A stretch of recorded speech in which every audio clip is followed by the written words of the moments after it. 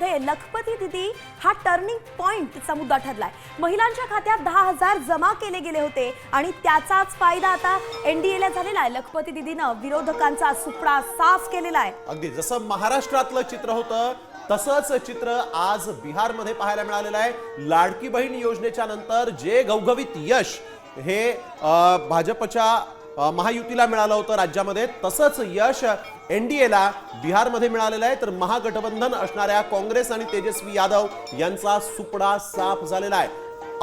आपण बघतोय अवघ्या 46 जागा इतक्याच वर आघाडी खरं तर राहुल गांधी आणि तेजस्वी यादव यांना मिळाल्याचं दिसतंय। तर भाजपची एनडीए आघाडी जी आहे ती 188 जागांपर्यंत पोहोचलेली आहे।